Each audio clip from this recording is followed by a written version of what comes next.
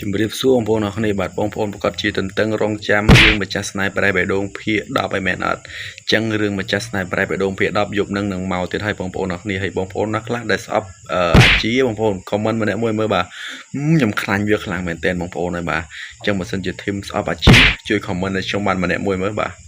ខ្ញុំពាក់មួកសុវត្ថិភាពហើយចាំមើលភាគ10ហ្នឹងវាមានអីគេកាត់ឡើងបាទអញ្ចឹងបងប្អូនកុំភ្លេចរងចាំទស្សនាភាគ10ទាំងអស់គ្នាបាទហើយខ្ញុំមិនដឹងថារឿងហ្នឹងអាម៉េចទៀតទេបងប្អូនអរគ្នាដោយសារតែលោកវិทย์ក៏បានជ្រួលជាមួយម៉ាលីហើយឥឡូវហ្នឹងលោកវិทย์បានត្រូវឆ្នាំសណ្ដំរបស់អាជីហើយអាជីចោតប្រកាន់ថាបានអីមួយវាអញ្ចឹងទៅអញ្ចឹងហើយគឺលោកវិทย์ដោះស្រាយឡើងចេញហើយដោយសារតែគាត់អត់ដឹងអីទេដោយសារតែគាត់ត្រូវឆ្នាំសណ្ដំគេស្លាប់បាត់ហើយបងប្អូនអត់ដឹងខ្លួនទេអញ្ចឹងហើយគឺគេគ្រាន់តែដោះអាវគាត់ហើយថាបានគេងជាមួយវាអញ្ចឹងណា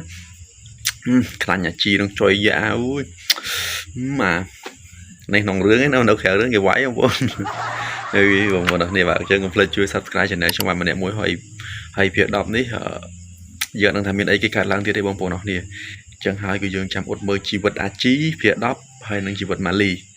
តើអ្នកណាសេតអ្នកណាអត់សេតយើងចាំទៅមើលភាគ10ថាម៉ាលីទៅជាយ៉ាងណាអាជីវាទៅជាយ៉ាងណាអញ្ចឹងណាបងប្អូនដោយសារតែឥឡូវហ្នឹងម៉ាលីមកតាន់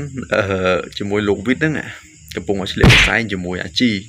ហើយអាជីដឹងតែប្រឈឺម៉ាលីទៀតទេបងប្អូនបាទដឹងតែញែកញក់នៅមុខគេហ្នឹងឯងបងប្អូនបាទអើយជីវិតរបស់អាជីនេះបាទតាំងពីរឿងអាមុកមកបាទគឺលក្ខណៈថាជាមនុស្សម្នាក់ដែលក្លេកក្លុចទេបងប្អូនបាទក្លេកក្លុចខ្លាំងហ្មងជីវិតអាជីនេះចប់ហើយបាទរឿងនោះក៏អញ្ចឹងរឿងនេះក៏អញ្ចឹងបាទអត់និយាយទៅមនុស្សអាជីនេះវាដាក់តួអាក្រក់សមបងប្អូនអញ្ចឹងហើយគេដាក់តួអាក្រក់រហូតដែរបងប្អូនអរគ្នាអញ្ចឹងហើយយើងមានតែចាំតាមដានទស្សនានៅភាគ10ទាំងអស់គ្នាបាទហើយកុំភ្លេចជួយ Subscribe នៅ Channel ខ្ញុំម្នាក់មួយផងបាទfan Putrol ក៏ដោយបាទអញ្ចឹងកុំភ្លេចជួយ Subscribe Channel ខ្ញុំម្នាក់មួយហើយនឹង fan Provit ឬក៏ friend Mali បាទឬក៏អ្នកដែលស្អប់អាជីកុំភ្លេច Subscribe ឲ្យបាទរឿងក្រោយដឹងថាត្រូវរបស់អាជីហើយដឹងយើងដឹងថាត្រូវទៀតហើយបាទអាជីដឹងថាត្រូវហើយបាទអញ្ចឹងកុំភ្លេចជួយ Subscribe ម្នាក់មួយបាយបាយ